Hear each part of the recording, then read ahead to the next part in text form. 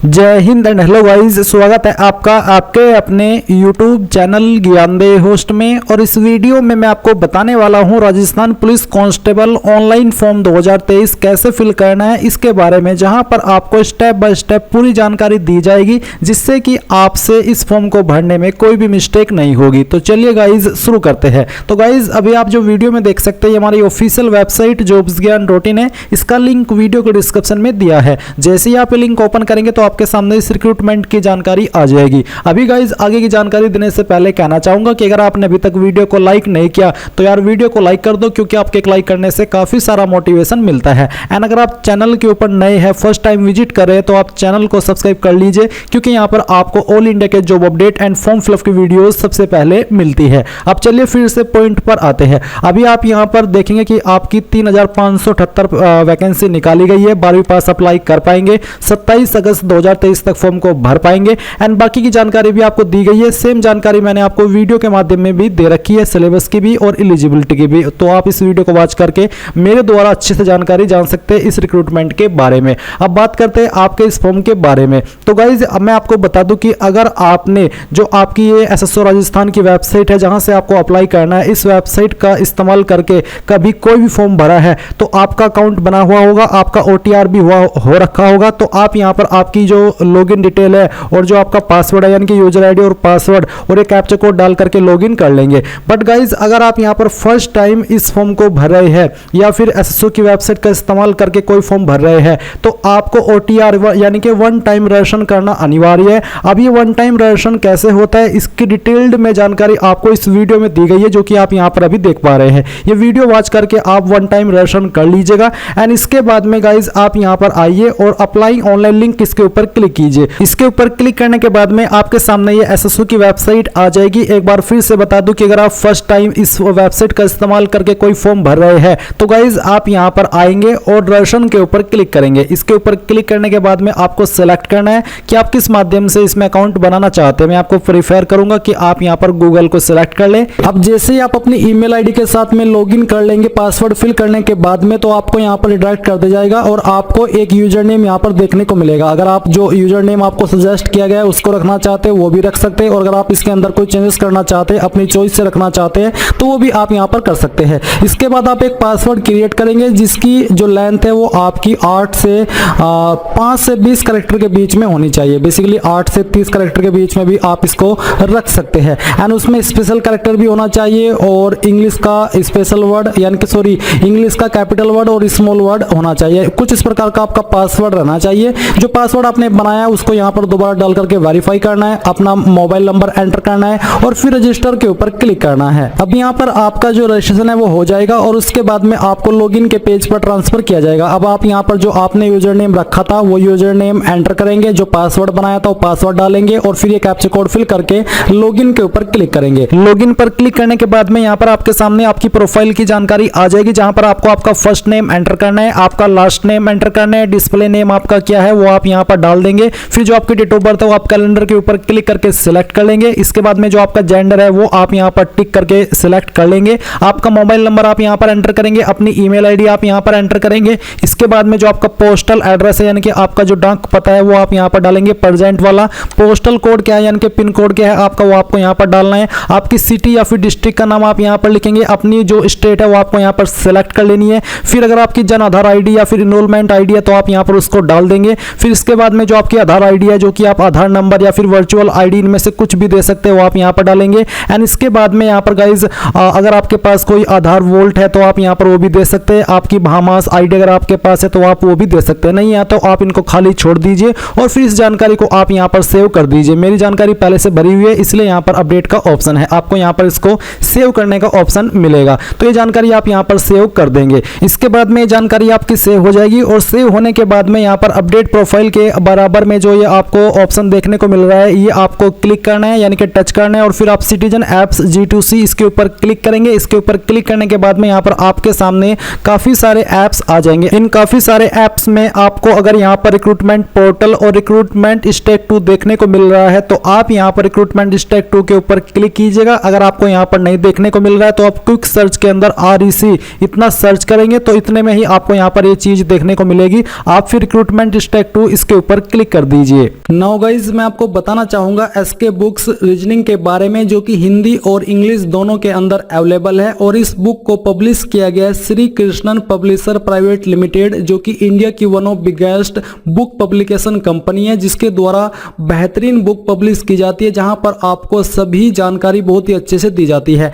And अगर mainly बात करें इस बुक की, तो इस बुक के अंदर आपको क्या क्या देखने को मिलेगा वो आप लोग जान लीजिए। इसमें आपको वर्बल, नॉन वर्बल और लॉजिक का कंप्लीट और कॉम्प्रिहेंसिव कलेक्शन मिलेगा। साथ ही आपको टॉपिक वाइज प्रत्येक पॉइंट का इजी एक्सप्लेनेशन भी इस बुक के अंदर मिलेगा। इसके अलावा based on new competitive exam pattern, यानी कि पूरे न्यू कॉम्पिटिटिव एग्जाम पैटर्न के साथ में ये बुक आपको मिलने वाली है। इसी के साथ with shortcut tricks and practice exercise, यानी कि शॉर्टकट ट्रिक्स भी इस बुक के अंदर होगी, प्रैक्टिस एक्सरसाइज भी इस बुक के अंदर होगी। तो ये एक आपकी बेस्ट बुक है आपकी रीजनिंग की प्रिपरेशन करने के लिए। चाहे आप किसी भी एग्जाम की रीजनिंग की प्रिपरेशन कर रहे हैं तो आप लोग इस बुक को परचेज कर सकते हैं। बाय करने का लिंक आपको वीडियो के डिस्क्रिप्शन में दिया है, चाहे हिंदी में बाय कर लीजिए या फिर इंग्लिश में। और कोई सवाल डाउट हो तो आप पूछ लीजिएगा। अब गाइज आपके सामने ऑनगोइंग रिक्रूटमेंट का सेक्शन आ जाएगा, जहां पर आपको पुलिस कांस्टेबल रिक्रूटमेंट 2023 देखने को मिलेगी। अभी आप यहां पर क्या करेंगे, आप अप्लाई नाउ पर क्लिक करेंगे। अप्लाई नाउ पर क्लिक करने के बाद एंटर एप्लीकेशन नंबर बोला है, जहां पर बोला है कि common eligibility test senior secondary level 2022, यानी कि जो आपका सीईटी हुआ था सेकेंडरी लेवल का, जो कि उन्होंने जिन कैंडिडेट ने दिया था उनके पास एप्लीकेशन नंबर है। और इसका मतलब ये भी हो जाता है कि वही कैंडिडेट इसमें अप्लाई कर सकते हैं जिन्होंने सीईटी सेकेंडरी लेवल 2022 दिया हो। अगर आप बिल्कुल फ्रेशर है, आपने नहीं दिया था, आप इसमें अप्लाई नहीं कर पाएंगे। तो आप यहां पर आपका एप्लीकेशन नंबर एंटर करेंगे और सबमिट कर देंगे। गाइज मैं माफी चाहता हूं कि मेरे पास जो सेकेंडरी लेवल 2022 है उसका एप्लीकेशन नंबर नहीं है, क्योंकि मैं राजस्थान से नहीं हूं और ना ही मैंने ये फॉर्म भरा था। इसलिए गाइज मैं आपको जो मेरी प्रीवियस वीडियो थी कांस्टेबल को लेकर के, जब आपकी राजस्थान पुलिस के अंदर वैकेंसी आई थी, उस वीडियो से जानकारी देने वाला हूं, क्योंकि उसमें सभी सेक्शन सेम ही रहते हैं। बस यहां पर आपसे ये वाला जो एप्लीकेशन नंबर है सीटी 2022 का, वो एक एक्स्ट्रा ऑप्शन ऐड किया है। तो जैसे ही आप यहां पर अपना एप्लीकेशन नंबर डाल करके सबमिट कर देंगे, आपके सामने आपकी कुछ ऐसा इंटरफेस आएगा जहां पर आप अपनी पोस्ट को सिलेक्ट करेंगे कि आप किस पोस्ट पर किस एरिया में, यानी कि टीएसपी या फिर नॉन टीएसपी में अप्लाई कर रहे हैं, वो आपको सिलेक्ट करना होगा। जैसे ही आप वो सिलेक्ट करेंगे तो आपके सामने बेसिक डिटेल आ जाएगी, जहां पर आपका जो ओटीआर के अंदर आपने इंफॉर्मेशन भर करके रखा है वो आपको देखने को मिलेगा। अगर आप यहां पर कोई भी जानकारी एडिट करना चाहते हैं तो आप यहां पर राइट साइड में जहां पर आपका नाम लिखा है, यहां पर क्लिक करके अपडेट ओटीआर, इसके ऊपर क्लिक करके अपनी जानकारी को एडिट कर पाएंगे। क्योंकि यहां पर आपका जो ग्रे के अंदर है वो चीज आप एडिट नहीं कर सकते, जो बिल्कुल व्हाइट है वो चीज आप एडिट कर पाएंगे, यानी कि उसमें आप खुद से अभी यहां पर जानकारी भर पाएंगे।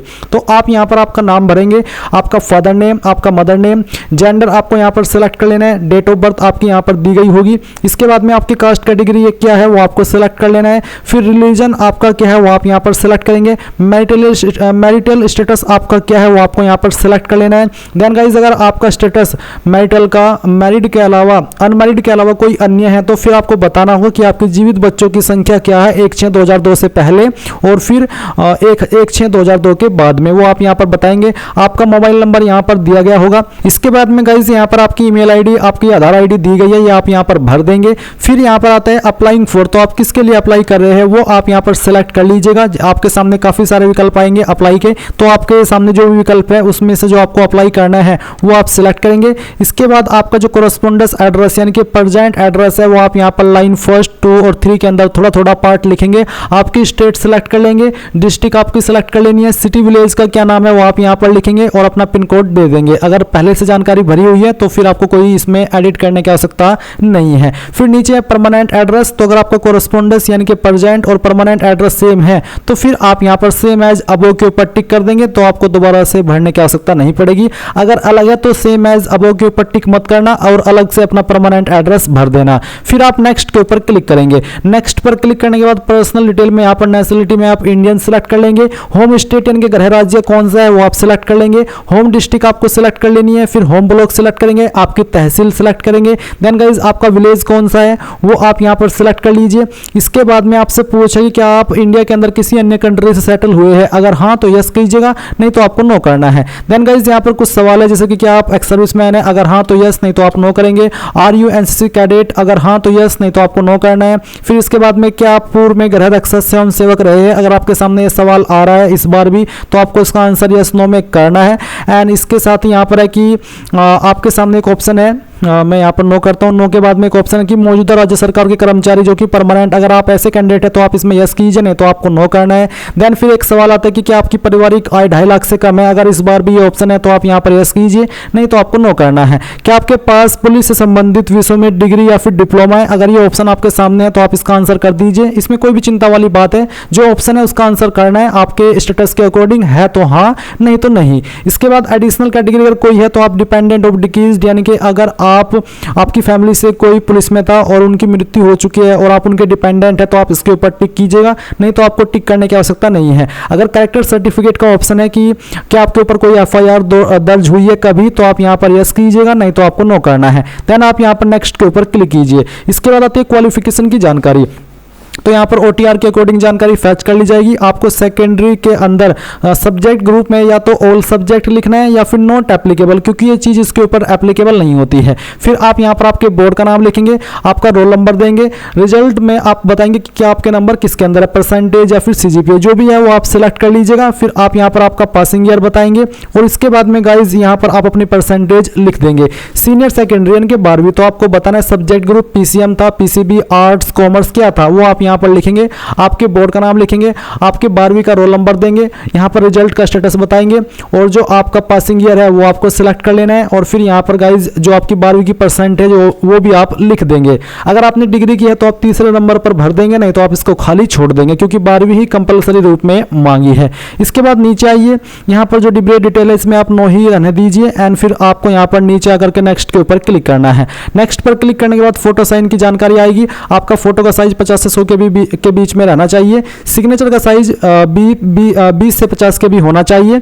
तो आप यहाँ पर इसको अपलोड कर देंगे चूज फाइल के ऊपर क्लिक करके। And identification mark on body, आपकी बॉडी के ऊपर वो निशान जिससे आपकी बॉडी की पहचान होती है, तो जो भी मार्क है और जहां पर भी है उसके बारे में आप यहाँ पर लिख दीजिएगा, चाहे हिंदी में या फिर इंग्लिश में। एंड देन आप नेक्स्ट के ऊपर क्लिक करेंगे। नेक्स्ट पर क्लिक करने के बाद में आपके सामने आपके फॉर्म का प्रीव्यू आ जाएगा। आप यहाँ पर सभी जानकारी चेक करते हुए डिक्लेरेशन के ऊपर टिक करेंगे। और मैं आपको बता दूं कि जो कैंडिडेट यहाँ पर ओटीआर के माध्यम से इस फॉर्म को भर रहे हैं उनको एक टाइम ही फीस पे करनी होती है। आप यहाँ पर दोबारा से फीस पे नहीं करेंगे। अगर फीस का ऑप्शन आता है तो आप यहाँ पर पे फी के ऊपर क्लिक करके कर दीजिएगा, क्योंकि अभी तक जितने भी फॉर्म निकले हैं ओटीआर के बाद में उसमें मैंने एक बार ही फीस जमा की थी और उसके बाद से फीस जमा करने का कोई विकल्प नहीं आया, डायरेक्टली फॉर्म सबमिट हुआ है। तो अगर इसमें भी ऐसा ही हो रहा है तो आप यहाँ पर अपना फॉर्म का जो फाइनल प्रिंट है वो ले लेंगे और अगर फीस का ऑप्शन है इसका मतलब फीस देनी होगी, तो आप यहाँ पर फीस को जमा कर देंगे। जिस भी माध्यम को इस्तेमाल करके जमा करना चाहे कर सकते हैं। एग्रीगेटर को सिलेक्ट कीजिएगा, यहाँ पर आपको सभी ऑप्शन मिलेंगे फीस को जमा करने के, तो फिर आप यहाँ पर अपनी फीस जमा कर पाएंगे। तो मैंने आपको दोनों सिनेरियो से बता दिए हैं। आपके सामने अगर फिर भी कोई प्रॉब्लम है, कोई डाउट है तो आप कमेंट के माध्यम से पूछ लीजिएगा। मैंने पूरी कोशिश की है कि आपको जानकारी अच्छे वे में और सही वे में बता करके दी जाए। और मैं आपके लिए ये वीडियो जो बना रहा हूँ, अगर मैं अभी आपको टाइम बताऊँ क्या हुआ है, तो अभी रात के 12:15 है, यानी कि अभी लिंक एक्टिवेट हुआ था और मैं आपके लिए अभी वीडियो बना रहा हूँ। और इसीलिए क्योंकि कोशिश रहती है कि सबसे पहले आपको जानकारी दी जाए। सो अगर आपको लगे कि कुछ मैंने एक्स्ट्रा एफर्ट किया है और आपको जानकारी दी है किसी भी तरीके से वो अगर काम आई है, तो आप वीडियो को लाइक कर दीजिए, साथ ही साथ चैनल को सब्सक्राइब करके बेल आइकन भी ऑन कर लीजिए। कोई सवाल डाउट हो तो पूछ लीजिएगा, कोई भी चिंता वाली बात नहीं है। Thanks for watching. जय हिंद।